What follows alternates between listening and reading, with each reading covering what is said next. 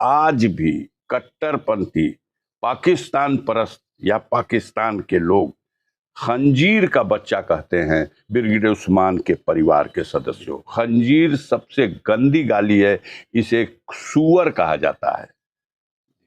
उनके दिलों में नफरत इतनी है हमारे उस पूर्वज के लिए, जिन लोगों ने नाखून भी एक नहीं गंवाया देश की आजादी की लड़ाई में, वो सर कटाने वालों को आज कीड़ा फेंक, उनके ऊपर कीचड़ फेंक रहे हैं। और पसंद उनको वो इसलिए हैं कि वो उनके स्वजातीय सिस्टम से मेल खाते हैं, और हम इसलिए नापसंद हैं कि हम गलत को गलत कहते आए हैं। हमारे पूर्वजों ने भी कभी गलत को सही नहीं कहा, तो हम लोग उस उसूल पे कायम है। मर जाएंगे, मिट जाएंगे।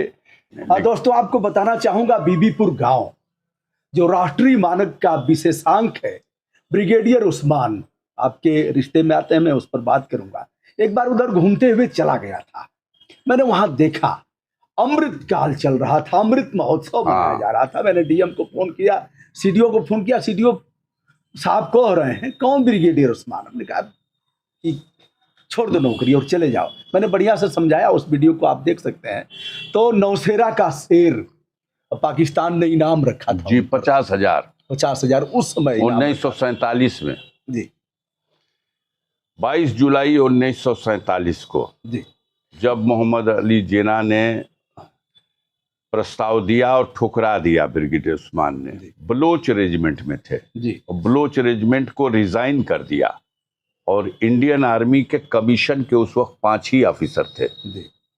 जनरल करियप्पा, जनरल मानिक शाह, उसी रैंक में थे ब्रिगेडियर उस्मान। वो कह रहे थे आइए यहाँ हम सेना का जनरल बना दे रहे हैं।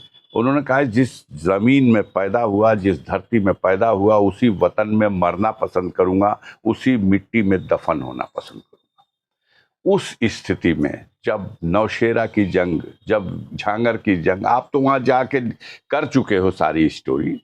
वो ये सामने घर है जो हामिद अंसारी साहब का, इनके बगल वाला जो इधर खंडर आप दिखाएंगे, तो जैसा खंडर वहां दिखा ना, वैसे ही खंडर ये है। तो हाफिज दादा, मजीद दादा, और मजीद दादा से बशीर दादा, और बशीर दादा से सुहैल और साकिब, ये शाख है ब्रिगेडियर उस्मान की। पूर्वजों की जो ऊपर की कहानी है वो बड़ी गौरवशाली है। हमारे परिवार ने, पूर्वजों ने भी, जो आपके ब्रिगेडियर उस्मान साहब के पिता, आपने शायद किया हो, न किया हो तो इस पे कर लीजिएगा, उनके पिता मोहम्मद फारूक साहब थे। ब्रिगेडियर उस्मान साहब सगे 3 भाई थे। ब्रिगेडियर सुभान जो सेना में ही डॉक्टर थे, और दूसरे गुफरान, और तब ये उस्मान। ये उमर फारूक नाम था इनके वालिद का, जो जब बनारस में एक कोतवाली थी, सिर्फ एक ही पूरे जिले में, उस कोतवाली में 11 साल कोतवाल रहे हैं। तो उमर फारूक साहब जब कोतवाल थे, तो ये हमारी जो अंसारियों की ये फैमिली है, ये गोहना मोहम्मदाबाद एक जगह है, मऊ जिले की ही।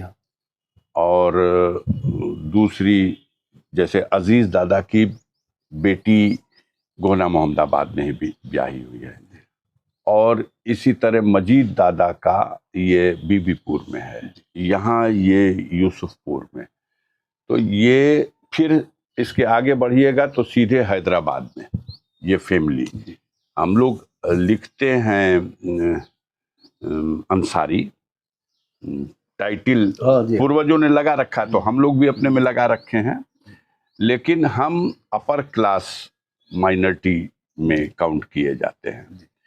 तो स्थिति यह है कि उन पूर्वजों के उस इतिहास को आज भी जब याद करते हैं तो आंसू निकल जाता है कि ब्रिगेडियर उस्मान 3 जुलाई 1948 को विपरीत परिस्थितियों में, बड़े परीक्षा की घड़ी थी, पाकिस्तान के खिलाफ लड़ना था और कश्मीर में लड़ना था। आज भी कट्टरपंथी पाकिस्तान परस्त या पाकिस्तान के लोग खंजीर का बच्चा कहते हैं ब्रिगेडियर उस्मान के परिवार के सदस्यों। खंजीर सबसे गंदी गाली है, इसे सूअर कहा जाता है। उनके दिलों में नफरत इतनी है हमारे उस पूर्वज के लिए। और आज हम हिंदुस्तान में भी राष्ट्रभक्त अपने आप को कहने वालों की निगाह में उग्रवादी हैं, आतंकवादी हैं, देशद्रोही हैं। सारे मुकदमे हम पर लगाए जा रहे हैं। देशद्रोह का भी मुकदमा है। अब तो इनकी मर्जी है, इसकी परिभाषा जिस तरह से चाहे लिख दें। जिन लोगों ने नाखून भी एक नहीं गंवाया देश की आज़ादी की लड़ाई में, वो सर कटाने वालों को आज कीड़ा फेंक, उनके ऊपर कीचड़ फेंक रहे हैं। वक्त है, वक्त गुलशन पे था तो लहू हमने दिया जी। जब बाहर आई तो कहते हो तेरा कोई काम नहीं। क्या इन लोगों को अमृत महोत्सव मनाया जा रहा था और जितने फ्रीडम फाइटर थे उनके परिवार में लोग गए और जाकर के उनको सम्मानित किया उनके क्या आपके इस परिवार में जिनका नाम आपने बताया है किसी एक सम्मान दिया उन्होंने। हम दुबे जी आपसे निवेदन करेंगे, दूसरे के बस का नहीं है। यहाँ से सिर्फ 200 कदम उत्तर दिशा में चले जाइए, अपने उन्हीं पूर्वजों में से जो डॉक्टर मुख्तार अहमद अंसारी साहब हैं, उनकी स्मृति में एक विद्यालय की स्थापना 1957 में हुई थी। 1957 में स्थापित वो doctor Mukhtar Ahmad Ansari inter college, ये बगल में है, अपनी जनपद में अनुशासन में, शिक्षा के स्तर में अपना एक मुकाम रखता है। 2200 बच्चे वहाँ पढ़ते हैं, 1100 लड़कियाँ। उस विद्यालय को जाके देखिए, अमृत महोत्सव का तोहफा दिखाई देगा। उसकी बाउंड्री गिरा दी गई। वो गवर्नमेंट एडेड स्कूल है। उसके सारे स्टाफ, चपरासी से लेके और प्रिंसिपल तक, ये सब कमीशन से इनका सिलेक्शन होता है और वो नियुक्त किए जाते हैं। प्रबंधक मैं था। जो पुरस्कार दिया गया कि उसकी एक बाउंड्री को पैमाइश करा के कहा गया कि ये बाउंड्री की दीवार जहाँ पर साइकिल स्टैंड है, ये ज़मीन गांव समाज के बंजर के खाते की ज़मीन है और इसलिए ये दीवार गिरा दी गई। अब हम उस बहस में नहीं जाते कि वो बंजर थी कि नहीं थी। विद्यालय कई बीघे ज़मीन में है, लेकिन 80 एयर ज़मीन में बंजर बताया। और उसमें भी स्कूल ने जो उसमें कब्जा कर लिया है। आधे में सड़क है नगर पालिका की, कब्रिस्तानें हैं लोगों की। जो स्कूल की बाउंड्री है वो 10 फीट अंदर तक और वो पूरी लंबाई तक वो दीवार बंजर की ज़मीन में है, इसलिए गिरा दी गई। ये पुरस्कार है उस व्यक्ति के लिए जिसके नाम से वो स्कूल है। और अमृत महोत्सव में जो सम्मान दिया गया तो उसमें उन शहीदों की भी, उन विभूतियों की भी जात के आधार पर पहचान की गई। और इतनी हताशा है यहाँ इस पूरे क्षेत्र में, हर वर्ग हर जाति के लोगों को, क्योंकि इन्हीं के बच्चे पढ़ते हैं, कि डॉक्टर मुख्तार अहमद अंसारी के स्कूल की उस बुनियाद को खोदना ये सरकार के नफरत का एक बेहतरीन नमूना है। आगे आने वाले दिनों में जब कभी इनको उसके बारे में सोचेंगे तो प्रायश्चित करेंगे। डीएम और एसपी और राज्य सरकार के आदेश से ये गिरा दिया गया, छोड़ दिया। ऐसा रिएक्शन क्यों है? क्या है इसके मूल में? मूल में ये है कि हमारे पूर्वज मुख्तार अंसारी हैं कि हमारे पूर्वजों में डॉक्टर मुख्तार अहमद अंसारी हैं। ये नीचे से ऊपर चलना चाहते हैं। अफजाल अंसारी का परिचय दिया जाएगा। मुख्तार अंसारी के भाई अफजाल अंसारी, हमने बताया जब हम विधायक हो चुके थे तब मुख्तार अभी हाफ पैंट पहन के फुटबॉल और हॉकी खेलता था जी।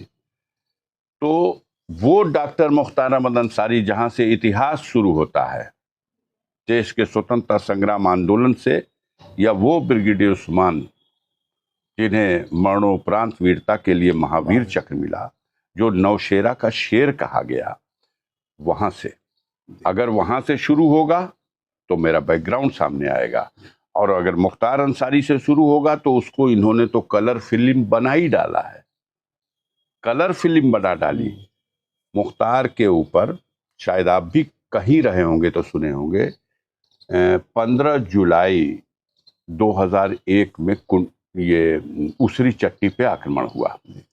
उस आक्रमण में मुख्तार का जो सरकारी गनर था वो मारा गया, एक उनका कार्यकर्ता रुस्तम उर्फ बाबू मारा गया, और जवाबी कार्रवाई में इन लोगों की तरफ से जो बचाव में गोली चली उसमें हमलावरों में से एक जो उस समय अज्ञात था वो भी मारा गया। एक हफ्ते बाद पुलिस ने उसकी पहचान करके बताया कि ये हमलावर, इसका नाम था मनोज राय, ये बिहार का रहने वाला था जी। अब सन 2023 में घटना के 22 साल के बाद एक मुकदमा लिखा गया है, और वो मुकदमा लिखा गया है मनोज राय के पिताश्री ने एक एप्लीकेशन बिहार से उत्तर प्रदेश के मुख्यमंत्री को पोर्टल पे भेज दिया कि साहब वो घटना मुख्तार के ड्राइवर और उनके लोग घर से हमारे एक दिन पहले 14 को ले गए थे और वहां मार के फेंक दिया। घटना जब वहां से उठा लाए थे तो एफआईआर बिहार में होनी चाहिए, ये हमारा कानून कहता है, लेकिन यहाँ पोर्टल का संज्ञान लेकर के एसपी से कहा गया, एसपी ने उसकी जांच करके एफआईआर दर्ज करा दी। आज उस घटना के जो इंजर्ड विटनेस हैं, जो उस घटना के चश्मदीद गवाह हैं, उनको सुरक्षा और संरक्षण प्रदान करा जाए।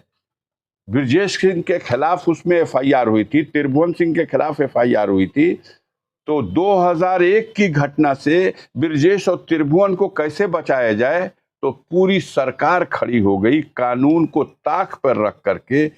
23/23 एक नया मुकदमा 22 साल बाद कायम किया गया। घटना एक स्टोरी दो, एक स्टोरी उसी समय की जिस पे एफआईआर हो चुकी है, दूसरी स्टोरी 22 साल बाद जन्म दी जा रही है कि उसको घर से उठा के लाए थे और अपने घर पर ही मार दिया गोली, और ले जा करके वहां फेंक करके शोर मचा के हवाई फायर करके और झूठा मुकदमा कायम करा दिया। तो अब इतना सब कुछ जो करने को तैयार है उसकी नैतिकता मर चुकी है, और हम क्या कर सकते हैं इससे ज्यादा। और राजनीति में कोई अस्थाई शत्रु मित्र नहीं होता। बहुत से लोग, जैसे आप भी कम्युनिस्ट में रहे, फिर समाजवादी पार्टी में गए, बहुजन समाज पार्टी से आप सांसद हुए, समाजवादी पार्टी से उसके पहले सांसद थे। आपके बहुत से लोग ऐसे हैं जो उनसे भी जुड़े हुए हैं। आदित्यनाथ योगी के साथ आप संसद सदस्य भी रहे, मुलाकात होती रहती होगी उसमें जी। तो क्या कोई बीच का रास्ता नहीं निकल रहा है? सब ऐसे ही कर ले रहे हैं, समझौता कर ले रहे हैं, तो ऐसे इसमें अड़चन क्या आ रही है? आपके बीच के लोग पहल कर भी सकते हैं, उधर भी जुड़े हैं, आपके तरफ भी जुड़े हैं। क्षमा करिएगा, आपके लिए नहीं कह रहा हूं जी, लेकिन आज ये बीच वाला रोल सबसे ज्यादा मीडिया के भाई करते हैं जी। तो जो कुछ मीडिया से जुड़े हुए कुछ ऐसे लोग थे, कई बार हमसे इस सवाल पर बात कर डाले जी। सवाल इस बात का नहीं है जी। रास्ते में उनके साथ जो खड़ी हुई पूरी टीम है जी, समाज के गरीबों में उनके बारे में जब आप पता करेंगे तो ये उनको सताने वाले लोग हैं, कमजोर को और गरीबों को, और गरीब हमारी शरण में आता है तो हम उनकी रक्षा करने वाले लोग। तो ये तो मिलन संभव नहीं है, और पसंद उनको वो इसलिए हैं कि वो उनके स्वजातीय सिस्टम से मेल खाते हैं, और हम इसलिए नापसंद हैं कि हम गलत को गलत कहते आए हैं। हमारे पूर्वजों ने भी कभी गलत को सही नहीं कहा, तो हम लोग उस उसूल पे कायम हैं। मर जाएंगे, मिट जाएंगे, लेकिन आप चाहोगे कि गलत को हम सही कह दें और आप हमको नतमस्तक करा लोगे जुल्म अत्याचार से। तो मैं जेल में था 90 दिन जी। 90 दिन में कई मुलाकात किया आपके अधिकारियों ने और ये टेस्ट लेने की कोशिश की कि टूट गया कि नहीं टूट गया। और दरी थी, एक दरी जो जेल में ही बीनी गई थी, उसी दरी पे सोता था और उसी की एक मार्किन की चादर थी, उसी चादर को ओढ़ता था, उसी दरी पे सो करके। हर बार यही था कि कुछ आप अगर अपनी, अरे भाई जैसे टेस्ट लेने का क्या तरीका था? अरे मोटा मोटा मोटा मोटा उसमें कई लोगों की नौकरियां खतरे में पड़ जाएंगी, मैं उसको नहीं कहना चाहूंगा। बस इतना है कि वो टोने की कोशिश की जाती थी कि टूटा कि नहीं। लेकिन जब उन्होंने देखा प्रचंड गर्मी थी, 46 डिग्री 48 डिग्री, मैं जेल में था और झेला हूं। एक संकल्प होता है ना, वो संकल्प कठिन से कठिन परिस्थितियों में आपके अंदर एक शक्ति दे देता है और मुझे शक्ति मिली। मैं 90 दिन झेलता रह गया और निकला तो मीडिया के भाइयों को नमस्कार करके चला गया कि भाई हमारा सब कुछ गाजीपुर में एक तरह से लूट चुका था, लेकिन फिर हमें खुशी इस बात की है कि जगह जमीन, खेत, बाग, बगीचा, मकान, दुकान या और चीजें जो लूट ली गई या तोड़ दी गई या बर्बाद की गई या पेट्रोल पंप, लेकिन कम से कम संतोष इस बात का है कि मेरी असली पूंजी जो गाजीपुर के न्यायप्रिय जनता है, जो गाजीपुर के गरीब हैं, उसको ये लूट नहीं पाए हैं। वो आज भी मेरी पूरी तरह से सुरक्षित है, बल्कि लगता है कि उसमें वृद्धि हुई है। हम अपने आंसू मेरे सूख गए जब मैंने देखा कि गरीबों के लिए उनके दिल में मेरे लिए उनकी आंखों में आंसू हैं। मैंने कहा अब मुझे आंसू बहाने की जरूरत नहीं, कि मेरे लिए उनके मन में आज भी दर्द है और उनकी आंखों में आंसू है। मैं जब कहता था कि अब तो जीवन भर मैं शायद चुनाव न लड़ सकूं, तो मेरा हाथ पकड़ के महिलाएं रोती थी कि ना बाबू ऐसा ना हो, ऊपर वाला बा, और वो हो गया। आज मैं इस योग्य हूं। मैं गौवा में जा रहा हूं तो लोग कह रहे हैं कि सामान्य परिस्थिति में हो सकता है भैया आपसे किसी बात पे नाराजगी रही हो, लेकिन आज कोई सवाल नहीं होगा। आज एक सवाल होगा कि आपके साथ अत्याचार हुआ है, पूरे परिवार पे अत्याचार हुआ है, हम लोग इसमें साथ देंगे आपका। और इसी भरोसे पे हम जान रहे हैं, हम तो कुछ भी नहीं है। मैंने पहले दिन कहा था और आपके चैनल के माध्यम से भी कह रहा हूं कि चंदा मांग के चुनाव लड़ूंगा।